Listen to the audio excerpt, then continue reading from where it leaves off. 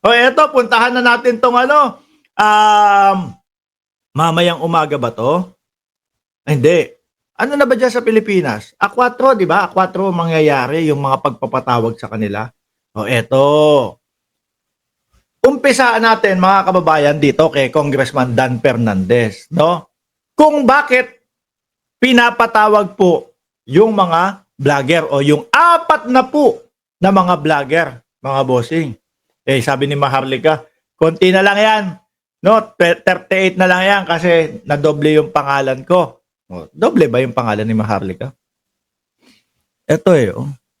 O, mamaya na natin hanapin. O sige, mamaya na. Nandiyan yan eh. O. Sabi ni Congressman Dan Fernandez, mga kababayan, February 4, TRICOM. Kaya ngayon nagsisilabasan na ng bansa, no? Bakasyon muna kami, 5 days. Alam ka naman, umuwi ako dyan. No, nagbabakasyon ako dito. Oh, sayang ang pamasahe. Ang mga Pilipino ay may karapatan sa katotohanan. No? Dapat protektahan natin ang ating mga kababayan laban sa maling impormasyong nagdudulot ng takot at pagkakawatak-watak sa ating lipunan. Umpisahan natin to mga kababayan doon sa sigaw ng dating Pangulo. No? Yung sigaw ni dating Pangulong Duterte. May adik tayong Pangulo. Meron tayong nakaupong bangag. Ang Pangulo natin ay dating nasa listahan ng mga gumagamit. Ano po ang magiging epekto nito sa mamamayang Pilipino? Unti-unti pong mawawala ang tiwala ng sambayanang Pilipino sa ating Pangulo kasama po sa gobyerno ng Pilipinas, mga bossing. Unti-unti pong hindi na sila makikinig sa gobyerno ng Pilipinas, mga kababayan. Maaari po itong pagsimulan ng kaguluhan sa bansang Pilipinas, mga bossing. Tingnan nyo naman po, no? Yun, talagang fake news po yun. Dahil 2 oras lang po ang makalipas, mga bossing, sinabi na po agad ng PIDEA, walang katotohanan ang sinasabi ng dating Pangulong Duterte. Wala sa listahan ang ating Pangulo. Kawawa po ang mamamayang Pilipino sa ginagawa nila, mga kababayan. Di ho ba? Nililid nyo yung kapwa natin Pilipino. Saan? Sa mga kalokohan ninyo. Di ho ba? Tapos pag nag-aklas yan, kasi bangag yung Pangulo, nandito kami, nanggulo na. Hinuli ng pulis. Dadahilan yan. Kasi sabi ng dating Pangulong Duterte na bangag ang ating Pangulo Pupuntahan ba ni Duterte? Wala. Hindi. Di ba? Kagaya ng mga kapulisan na naging matapang, na naging talagang, sige, manghuhuli kami ng manghuhuli. No? Sasabihin namin, nanlaban. Lumakas yung loob. Manghuli ng manghuli, kahit hinala pa lang, kahit tirik lang yung mata, kahit payat lang, kahit walang ebidensya. Huli. Bakit to? Ba't mo ginagawa yan? Sabi ng Pangulo siya ang backup namin. Ngayon po ba natutulungan? Di ba ang dami pong pumunta sa Kongreso na naiwan sila sa ere ng dating Pangulo na ang pinanghawakan nila sasagutin sila ng dating Pangulo? Kapahamakan yung magtanim ka nung mga fake news o nung mga maling impormasyon sa ating mga kababayan.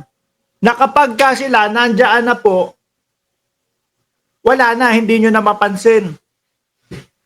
Kawawa na. Iwan sa ere na. Di ba? Tuloy pa natin. Nasaan na? Yan, tama yung sinasabi niya. Ang mga Pilipino ay may karapatan Sa katotohanan, dapat protektahan natin ang ating mga kababayan laban sa maling impormasyong nagdudulot ng takot at pagkakawatak-watak sa ating lipunan. Correct. Hindi natin hahayaang gamitin ang social media upang linlangin ang ating mga kababayan. Correct. Tayo ho, mga bossing, halos karamihan ho, no? O 90%, 100% nga no? Ng ating mga tinatalakay o ating mga nire-reaksyonan ay galing po sa mga mainstream media at galing po doon sa malalaking channel sa Facebook o yung mga ganyan, yung talagang quality na talagang yung kanilang ibinabalita po ay hango doon sa mga katotohanan. Yung mga Duterte vloggers, ano? Di ba mga nag-iimbento? Ha? Di ba madaming nag-iimbento dyan, Kuya Jay?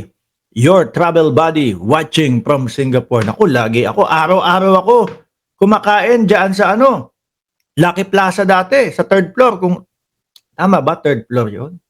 Oo, araw-araw ako dyan. Dahil ang trabaho ko doon sa Ngian City. Tumatawid lang ako. Kasi itong mga to, ang ginagamit na platform para magpakalat ng kanilang maling impormasyon dito po sa social media.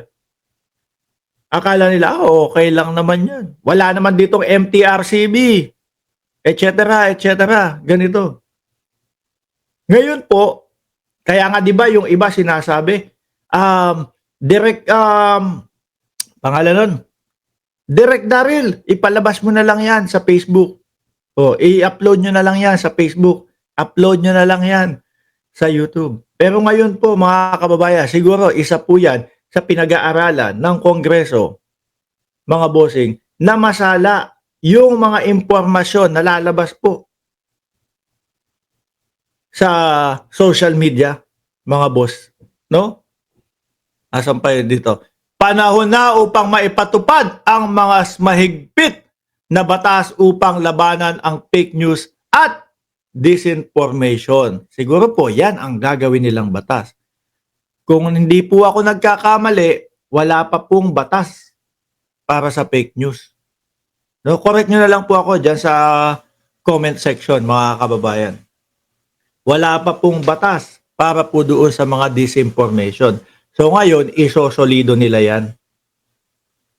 Ano po? Kaya yan ang dahilan ng pagpapatawag sa kanila diyan sa Congress. Wag kayong wag kayong matakot. Kung ako napasama diyan, malamang okay lang.